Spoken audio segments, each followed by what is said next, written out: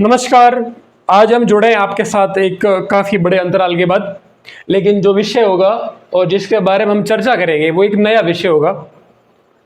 बहुत महत्वपूर्ण जो विषय है। बच्चों ने काफ़ी कमेंट्स करे, कुछ लोग मेरे से मिले कि बच्चों को इसके बारे में सजेस्ट करो। एक बड़ी भर्ती जो आपके सामने अब है, चतुर्थ श्रेणी जो भर्ती है, अधीनस्थ बोर्ड जो एग्ज़ाम करवाएगा, 53-54 हज़ार जो पद है, बहुत एक बड़ी वैकेंसी कही जाती है।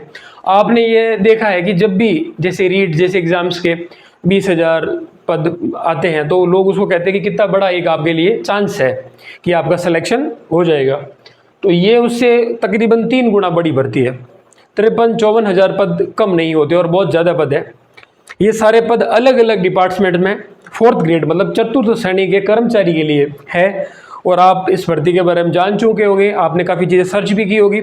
तो आज हम क्या डिस्कशन करेंगे, क्या चर्चा करेंगे इस क्लास के माध्यम से, तो आपको मैं बताना चाहूँगा।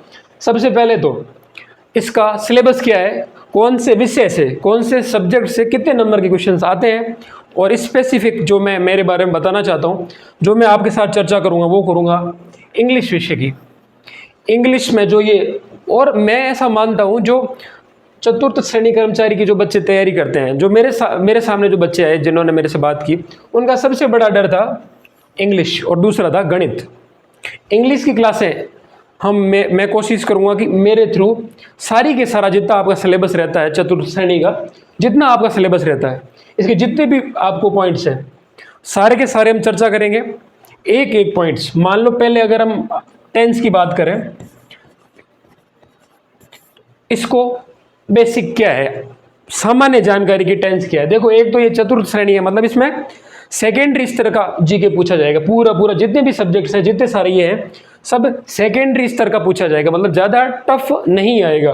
बेसिक चीज़ें जाननी है पहला तो ये तो एक मैं आपको बेसिक इंट्रोडक्शन करवा रहा था कि हम कैसे पढ़ेंगे। मान लो इंग्लिश में टेंस पहला चैप्टर है, तो टेंस में टेंस क्या है, हिंदी में टेंस कैसे, हिंदी में हम क्या पढ़ते हैं, टेंस तो इंग्लिश के हो गए, फिर हिंदी में उनको कैसे पढ़ते हैं, सारे इनके चारों प्रकार पढ़ेंगे, कंपेयर करके पढ़ेंगे, तुलना करके पढ़ेंगे, अच्छे से पढ़ेंगे। उसके बाद आपको मैं प्रश्न दूंगा, इनके बीच में जो खाली भरने के प्रश्न होते हैं कि इसमें कौन सा टेंस आएगा, फिल इन द ब्लैंक जो आते हैं ना, रिक्त स्थानों की पूर्ति करो, तो वो वाले मैं आपको प्रश्न दूंगा। प्रत्येक जितने भी इसके टॉपिक्स हैं इंग्लिश के 10-15 जितने भी इसके टॉपिक्स दिए हुए हैं, सारे टॉपिक्स के आपको लास्ट में टॉपिक समझा देने के बाद, अच्छे से समझ जाने के बाद आपको मैं टेस्ट सीरीज करवाऊंगा, यही करवाएंगे। और अगर कुछ परिवर्तन रहा तो मैं आपको चैनल के माध्यम से, इस चैनल के माध्यम से सूचित कर दूंगा। और हम ये कोशिश करें कि जल्दी इस भर्ती के लिए हम टेस्ट सीरीज लेके आए, ऑनलाइन आपको प्रोवाइड करवाएं। आप वो क्वेश्चंस देखो, खुद से करो, फिर अपलोड करो, फिर हम देखें और आपका क्या कितनी तैयारी चल रही है उसका परीक्षण हम कर सकें। और जितना टाइम रहा है उसके हिसाब से हम ये चीज़ें करें। तो 3 महीने रहे हैं शायद, अब 89-90 दिन रहे हैं, तो हम ये करेंगे। सबसे पहले आप विश्वास रखिए, विश्वास ये रखिए कि आपके पास जो 90 दिन का समय है उसका हमें कैसे उपयोग करना है। आपके पास तो सारे ये सब्जेक्ट्स रहेंगे, आपको इन सब को लेके चलना है। मैं आपकी इस सब्जेक्ट में हेल्प करूंगा, इंग्लिश में, ठीक है। अंग्रेजी को मैं कोशिश करूंगा कि जो 15 मार्क्स रहते हैं, अगर आप मेरे साथ हर दिन जुड़ के रहेंगे, मैं कम से कम 1 महीने तक अपनी क्लासें चलेगी। हर दिन 30 से 40 मिनट की क्लासें आएगी, ज़्यादा आएगी नहीं। उसमें भी आपको बहुत सिंप्लीफाइड समझाऊंगा, सरल तरीके से समझाऊंगा। आप कमेंट्स कर सकते हैं, कुछ चीज़ें पूछ सकते हैं, आपको लगता है ये चीज़ें कैसे हुई, आप ज़रूर पूछें, ताकि पूरी क्लास का जीवंत माहौल बने। हम एक दूसरे से जैसे जितने जुड़ेंगे उतनी ही अच्छी क्लासें होगी और आपके अच्छे स्कोर होगा इस इंग्लिश वाले पोर्शन में। हम कोशिश करेंगे इसमें आपके कम से कम 10 नंबर तक, इससे ऊपर आपको ले जाया जा सके। मैंने जैसा बताया, आर्ट्स बैकग्राउंड के ज़्यादातर बच्चे होते हैं, उनका इंग्लिश में ये समस्या रहती है कि सर कैसे करें। वो ज़्यादातर बच्चे इसको छोड़ देते हैं, इसको और गणित को छोड़ के चलते हैं ज़्यादातर बच्चे। इनसे उनका बहुत बड़ा नुकसान हो जाता है। और जो बच्चे गणित और इंग्लिश में सही होते हैं उनका सिलेक्शन हो जाता है। तो हम इसको पूरा नहीं छोड़ेंगे और इसके ज़्यादा से ज़्यादा जितने नंबर हम ला सकते हैं उतने लाने की कोशिश करेंगे। मेरी कोशिश रहेगी, अगर आपको इंग्लिश में आज आप 15 में से 2-3 कर पा रहे हो, तो कल आप 12-13 कर पाओ। जब हमारी क्लासेस पूरी हो जाएगी, हमारे टेस्ट पूरे हो जाएंगे, तब आपको मैं कम से कम 10 नंबर बढ़ा के दूंगा। आप बस इतना भरोसा रखिए कि हाँ, जब तक हम चल रहे हैं साथ में, पूरी क्लासें हम देखेंगे, ध्यान से सुनेंगे, समझेंगे, और आप मेरे साथ जुड़ेंगे, मेरे से पूछोगे चीज़ें कैसी हुई सर, क्या है, क्या समस्या आपको आ रही है, सारी चीज़ हम डिस्कस करेंगे। चलो अब इसको थोड़ा और आगे बढ़ते हैं। अब आगे चीज़ें डिस्कशन करते हैं। अपना सिलेबस क्या है इंग्लिश का वो देखते हैं। अब एक बार ये सिलेबस हम देख लेते हैं पहले। सामान्य हिंदी का, एक सेकेंड, सामान्य हिंदी का है 20। इसके ये प्रश्न नंबर नहीं है शायद, ये सॉरी प्रश्न नंबर ही है, ठीक है। इसके 20 क्वेश्चन आएंगे। आपको पता होगा 120 प्रश्न है 200 नंबर के, ठीक है। 200 नंबर के 120 प्रश्न है, तो यहाँ पे ज्यादा प्रश्न किसके हैं? हिंदी के। हिंदी के कितने प्रश्न है? 20 प्रश्न है। ये आप आराम से पढ़ सकते हैं। अब आप अगर ये इनके बारे में और पूछना चाहते हैं कि सर हिंदी कहाँ से पढ़े, राजस्थान का जैसे मान लो भूगोल कहाँ से पढ़े, बाकी सारी चीज़ें कहाँ से पढ़े, अगर आपको ऐसा लगता है तो मैं आपको जनरली सलाह दे दूंगा। कमेंट्स कर दीजिए कि आप ये चीज़ें सर कहाँ से पढ़ना सजेस्ट करेंगे, तो मैं मेरी सलाह दे दूंगा कि हिंदी वगैरह चतुर्थ श्रेणी के लिए। देखो आप अगर आज अच्छी बड़ी किताबें लेके बैठोगे जिसमें सारी चीज़ें आती है कि इससे बाहर कुछ भी नहीं जाएगा, उससे नुकसान ये होगा कि आप 30 मतलब 90 दिनों में ये सारा कवर कर पाओ। इस पूरे को आप पढ़ो, पढ़ने के बाद उसे रिवीजन करो, और एग्जाम से पहले अच्छे से 1-2 बार और पढ़ो। उसके बाद आप में एक विश्वास आता है, आत्मविश्वास आता है कि हाँ मैं सिलेक्शन ले लूंगा। तो वो आत्मविश्वास इन 90 दिनों में आपको अर्जित करना है। तो इस मेरे कहने का मतलब ये है कि आप चाहो तो इनके लिए कितनी बड़ी किताबें ला सकते हो, आरएस की किताबें ला सकते हो कि हाँ सिलेबस में से सारी चीजें बाहर कुछ नहीं जाएगा, लेकिन आप वो चीजें पढ़ोगे कब, रिवीजन कब करोगे, टेस्ट कब दोगे, और वो विश्वास हासिल कैसे करोगे। इसलिए कम से कम छोटी से छोटी किताब और नोट्स आपको चाहिए इन सबको कवर करने के लिए। एक सामान्य स्तर का बहुत डीप जाके पढ़े वो सही नहीं है। फिर इसका मतलब आरएस प्री में फिर क्या पूछेगा? अगर चतुर्थ श्रेणी कर्मचारी भर्ती में इतने डीप क्वेश्चन पूछ लेगा, फिर वो आरएस प्री में क्या पूछेगा, फर्स्ट ग्रेड में क्या पूछेगा, सेकंड ग्रेड में क्या पूछेगा। आरपीएससी या अधीनस्थ अपना एक काम करती है कि हर भर्ती के लिए अपना स्तर रखती है। मान लो फर्स्ट ग्रेड की एग्जाम्स में जो क्वेश्चन पूछे जाते हैं उनसे इजी आते हैं सेकंड ग्रेड में, फिर उनसे इजी थर्ड ग्रेड में, फिर उससे इजी फोर्थ ग्रेड में। ये एक सीरीज चलती है, उनका एक बेसिक अंडरस्टैंडिंग रहती है, समझ रहती है कि भाई कैसे प्रश्न पूछने हैं। तो आपकी इस भर्ती में जो प्रश्न पूछे जाएंगे वो बहुत आसान स्तर के होंगे। आप ज़्यादा घबराहट ना पालें, चिंता ना करें। इंग्लिश में मैं जो आपको बताऊंगा सारी चीज़ें उसमें से आएगी। हो सकता है 1-8% को इधर उधर आ जाए, 99% में आपकी चीज़ें कवर करवा दूंगा। आप पूरे जुड़े रहे, आपने चीज़ें समझने की कोशिश की, तो मैंने कहा ना, आप 2 नंबर से 12 नंबर तक मैं लेके जाऊंगा। और जिन बच्चों को इंग्लिश की काफ़ी समझ है उनको 15 में से 14-15 में कोशिश करूंगा कि वहां तक हम पहुंच जाएं। चलो अब बाकी और चीज़ें डिस्कशन करते हैं सिलेबस की। ये तो मैंने आपको बेसिक बता दी कि आप पढ़ना चाहते हो 30 दिन में। अगर आपने ये प्लानिंग करी है कि भाई मुझे सिलेक्शन श्योर चाहिए, मुझे इसमें सेलेक्ट होना ही होना है, तो कैसे करें सर, कौन सी किताबें लेके आए और क्या पढ़ें जिससे हमें एक आत्मविश्वास है कि हाँ सिलेबस पूरा हो गया, हाँ रिवीजन हो गया, हाँ टेस्ट हो गए। वो कहाँ से है तो मैं आपको बता दूंगा, आप मेरे से पूछ लेना। देखो सबसे पहले हिंदी के 20 प्रश्न आएंगे। कोई भी आपके पास जो चीज़ है पढ़ लीजिए, अगर आपको उसमें दिक्कत है तो मेरे से पूछ लीजिए। इंग्लिश के 15 मैं करवा दूंगा। उसके बाद आता है सामान्य ज्ञान। सामान्य ज्ञान में क्या है? पूरा जीके है। आप इसमें देखो राजस्थान का इतिहास, कला एवं संस्कृति, ये है अपने 20 मार्क्स का। फिर राजस्थान ज्योग्राफी आता है शायद 20 मार्क्स का। और फिर ये थोड़ा सा इसमें कुछ दिक्कतें हैं, ये सही नहीं है शायद थोड़ा, ये मैं दोबारा से डलवा दूंगा कुछ चीज़ें इसमें। आपके पास सिलेबस होगा, देख लीजिए सारी चीज़ें ना। बस ये ध्यान रखिए 120 टोटल क्वेश्चन आएंगे। कितने नंबर के आएंगे? 200 नंबर के। टेक्निकली कुछ मिस्टेक्स होती है जिनकी वजह से ये चीज़ें थोड़ी सही नहीं है, मेरे को ऐसा लग रहा है। और मैंने ज़्यादा ये पीछे का सिलेबस देखा नहीं, मैंने जस्ट ये है कि हाँ अपनी इंग्लिश में क्या क्या चीज़ें मैं जो मुख्यतः जो विषय पढ़ाऊंगा उसमें आपकी कोई कमी नहीं आएगी। बाकी की आप अगर सलाह चाहते हो तो मैं कल एक्स्ट्रा एक कुछ क्लास लेके यहाँ पर आपको PDF प्रोवाइड करवा के इनके बारे में भी जानकारी दे दूंगा कि कहाँ से क्या पढ़ना है, कौन सा ज़्यादा इंपॉर्टेंट है, कौन सा आपको छोड़ देना है, कौन से टॉपिक पे ज़्यादा ध्यान देना है, अधीनस्थ कौन से टॉपिक को पकड़ के चल रहा है आजकल, कहाँ से प्रश्न आ सकते हैं, सारी चीज़ें मैं आपको अच्छे से समझाऊंगा। तो अब हम चलते हैं इंग्लिश के पास, सीधे इंग्लिश का देखते हैं। हाँ, आगे का पेज। अब ये आपका जनरल इंग्लिश का पूरा है आपका सिलेबस। ये अपने साथ रहेगा आने वाले कम से कम 1 महीने तक। 1 महीने हम क्या करेंगे, 30 दिनों तक हम क्या करेंगे, एक एक कर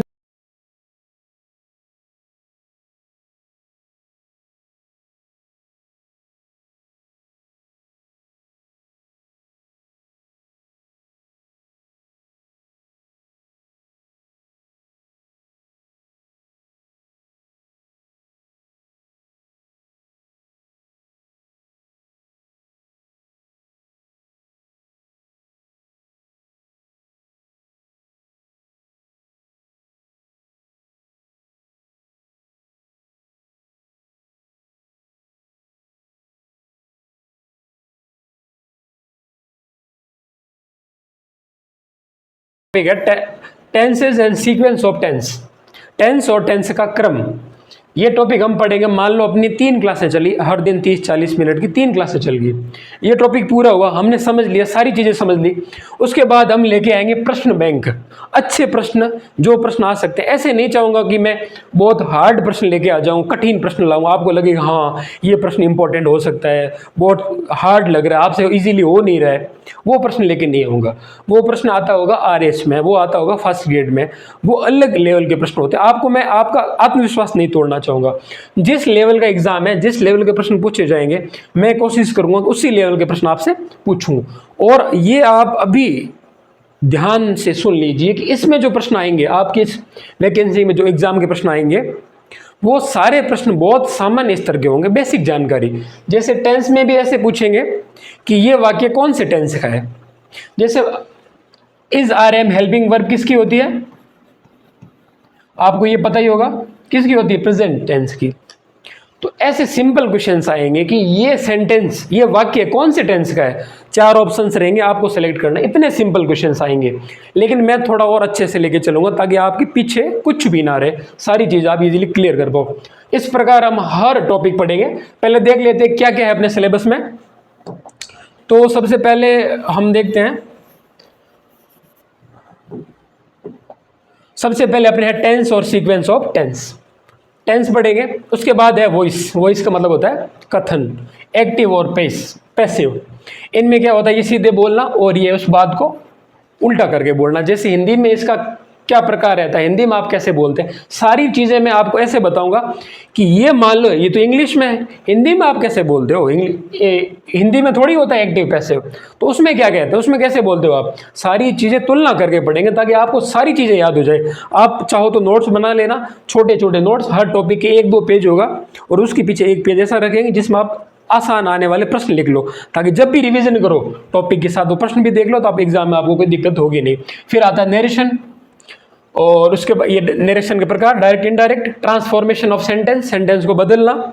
जैसे मान लो पॉजिटिव है तो उसको नेगेटिव, सकारात्मक तो नकारात्मक, और ऐसे प्रश्न को बदलने के जितने फॉर्म्स है, क्या उसमें चेंजेस होते हैं, कौन से शब्द की जगह कौन सा शब्द लगता है, तो वो सारे कैसे टेंस चेंज करते हैं, वो सारी चीज़ हम इसमें देखेंगे। तो लिखा हुआ भी इसमें आपने दे दिया, assertive to negative, interrogative, exclamatory and vice वर्सा।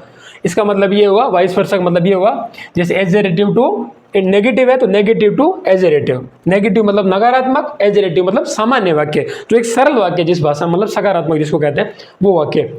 और यहाँ हो गया एक्सक्लेमेटरी, और ये हो गया इंटरोगेटिव मतलब प्रश्नवाचक। ये एक्सक्लेमेटरी का मतलब क्या होता है, जैसे वाक्य अपने रहते हैं जिसमें आश्चर्य का बोध होता है, वो होते हैं एक्सक्लेमेटरी। तो इनको भी बदलना, मतलब इन वाक्यों को आपस में बदलना है, तो वो भी हम समझेंगे कि भाई जैसे हिंदी में मान लो कोई वाक्य हिंदी में से आ गया, मान लो मैं खुश हूं, सिर्फ इतना शब्द है, मैं खुश हूं, आई एम हैप्पी, ये शब्द आ गया। इसको जैसे इस इंग्लिश में कैसे समझेंगे, ट्रांसफॉर्मेशन ऑफ सेंटेंस में कैसे समझेंगे। अब ये जो मैंने बोल दिया मैं खुश हूं, ये हो गया एजरेटिव, सकारात्मक सामान्य वाक्य। इसको बदलना है नकारात्मक में, कैसे बदलोगे, मैं दुखी नहीं हूं, ठीक है, सिंपल क्या हो गया, मैं खुश हूं, अर्थ वही रखना, अर्थ चेंज नहीं करना है। जैसे वाक्य क्या आ गया अपना, मैं खुश हूं, इसको नेगेटिव में बदलो, नेगेटिव मतलब ऐसा कोई शब्द लगा लो जिससे वाक्य लगे नकारात्मक। तो क्या शब्द लगा दो, नहीं लगा दो। तो आपने जोड़ दिया मैं खुश हूं, साथ जोड़ दिया नहीं मैं खुश नहीं हूं, तो उल्टा हो गया वाक्य। तो खुश हटा दो, मैं दुखी नहीं हूं, तो वैसे चेंज होता है। मतलब हिंदी में आपको मैंने इसलिए समझाया कि इंग्लिश में हम इनको कैसे बदलेंगे, सारी चीजें अच्छे से समझाऊंगा, एक एक चीज हम लेके चलेंगे। फिर आता है करेक्शन, आपने ये तो बोर्ड में पढ़ा होगा, 10वीं 12वीं में ये चीज़ आती है, करेक्ट करो, सेंटेंस गलत दे दिया है, वाक्य गलत आ गया है, उसमें कुछ गलतियां हैं, ग्रामर की कुछ गलतियां, व्याकरण की छोटी छोटी गलतियां डाल देते हैं, उनको सही करके लिखना, ऑप्शंस में से एक सेलेक्ट करना है, ठीक है। फिर है वर्ड्स रॉन्गली यूज्ड, इसका मतलब होता है कुछ वर्ड्स रॉन्गली यूज होते हैं। जैसे आप मान लो आप कॉमनली यूज, अब सोशल मीडिया का जमाना आप यूज करते हो, रिप्ले, आपने मेरे को रिप्ले नहीं किया, रिप्ले नहीं होता, रिप्लाई होता है। देखिए ये होता है रिप्लाई, आपने मेरे को रिप्लाई नहीं किया, ये लिखना चाहिए। आप बोलते क्या हो, रिप्ले, मेरे को रिप्ले नहीं किया, ये रिप्ले गलत वर्ड है। ऐसे ये वर्ड्स हमें लगता है सही बोल रहे हैं लेकिन हम बोलते हैं गलत। एक जैसा दिखता है लेकिन थोड़ा सा फर्क होता है, वो बेसिक चीज हम इसमें करेंगे। Use of articles and determiners, आपको पता है ये बेसिक, इसमें इतना हम डीप नहीं जाएंगे। ए एंड द के बेसिक जो चीज़ें रहती है, सिंपल नियम क्या होते हैं वो हम बताएंगे। एक बार बोर्ड में सारी चीज़ें ले लेंगे साथ में, फिर तुलना करेंगे ताकि आपको आराम से समझ में आ जाए, फिर वो लिखेंगे। अगली बार अगले चैप्टर में अगली क्लास में उसका टेस्ट ले लेंगे हम, ठीक है। उसके बाद हम बात करें प्रीपोजिशंस, पंक्चुएशंस, ये वो संकेत, क्वेश्चन मार्क, फुल स्टॉप, आप कहते हो ना क्या विराम शब्द वगैरह हिंदी में यूज करते हैं ना, वो बोलते हैं punctuations. Translation of simple ordinary common sentence from Hindi to English, sentence को ट्रांसलेट करना है किससे, हिंदी टू इंग्लिश। हिंदी का सेंटेंस आएगा उसको अंग्रेजी में बदलना है, कि भाई कोई सेंटेंस आ गया मान लो, उसको अंग्रेजी में कैसे बदलते हैं वो जस्ट आपको लिखना है। वो भी मैं समझा दूंगा कैसे चेंज करते हैं। आप पेपर में प्रश्न देख के कौन सी चीजें उस प्रश्न की पकड़ है जिससे आपको जल्दी से ऑप्शन में एक ऑप्शन मिल जाए कि कौन सा सही है। इतना ही ज्यादा आपको एक्सपर्ट बनने की जरूरत नहीं है, ठीक है। बस ये वाइस वर्सा, मतलब इंग्लिश का भी आ सकता है, उसको हिंदी में बदलो, हिंदी का आ जाए उसके इंग्लिश में बदलो, ठीक है। Glossary of official technical terms, इसका मतलब हो गया जो ऑफिस के अंदर शब्द यूज करते हैं उन शब्दों का अर्थ, हिंदी में उस शब्द को क्या कहते हैं, इंग्लिश में उस शब्द को क्या कहते हैं। तो कुछ मैं आपको पीडीएफ्स डाल दूंगा, इसको पढ़ने का कोई ज़्यादा मतलब होता नहीं। लास्ट वाला टॉपिक जो glossary of official technical terms है, मतलब शब्दावली, प्रशासनिक शब्दावली। आपने शब्द सुना है, अगर आपने कुछ और कभी तैयारी की हो कंपटीशन की, तो ये आपने शब्द सुना होगा प्रशासनिक शब्दावली, मतलब प्रशासन में प्रयोग होने वाले शब्द, वो हो गए क्या, प्रशासनिक शब्दावली। इसकी मैं पूरी पीडीएफ दूंगा आपको, 3-4 पेज रहेंगे, 4-5 पेज रहेंगे, आप सेलेक्ट करके, मैं सेलेक्टिव चीज़ें दूंगा ताकि आपके वो सीधे सीधे आ जाए और आप पढ़ लो उन चीज़ों को। इतना सा सिलेबस है, लगभग 30 दिन की क्लासें चलेगी, उसके बाद हम टेस्ट लेंगे और ये आपका जनरल इंग्लिश का पूरा क्लियर करेंगे। और आपका जो डर है इंग्लिश के लिए कि हाउ टू अचीव 15 मार्क्स, ये 15 जो आप नंबर, इनको आप डर लेके बैठे हो, आज अगर आप इनमें 2-3 तक जा रहे हो तो मैं वादा करता हूं विद इन 30-40 डेज, एक सेकंड थोड़ा से क्लियर कर देता हूं मैं, इस 15 में से, मेरे कहने का मतलब ये है, आप बस इतना भरोसा रखिए कि इंग्लिश के लिए अगर आप डरते हैं आज, तो जिस दिन हमारी क्लासेस पूरी हो जाएगी और आप मेरे साथ सही से जुड़े रहेंगे, क्लासें पूरी होने के बाद आप ये यकीन से कह सकेंगे सर हम 15 में से 10 आज आराम से कर सकते हैं। हमारी पहले सिचुएशन थी 2-3 की, आज हम कर पा रहे हैं 12-13, यहाँ तक मैं आपको लाऊंगा अगर आप मेरे साथ जुड़े रहेंगे। और 35-40 दिन की जो क्लासेज और टेस्ट चलेंगे उसमें आप जुड़े रहें और हम यहाँ तक पहुँचेंगे। इंग्लिश अगर किसी की सही अच्छी है तो हम 15 से 15 निकालने की कोशिश करेंगे। पूरी मैं अपना पूरा दूंगा, लेकिन आप भी पूरे सही से जुड़े रहें, विश्वास रखें, चीज़ें पूछें और हमारे बीच में कम्युनिकेशन बनाए रखें, जिससे हम सही चीज़ों को लेके चल सकें और हमें भी मोटिवेशन मिले कि बच्चों को फ़ायदा हो रहा है इस चीज़ से। तो आज हम इतना ही करेंगे, एक बार हमने पूरा समझ लिया क्या क्या चीज़ है। कल से हम क्लासेस स्टार्ट करेंगे और मिलते हैं कल। धन्यवाद।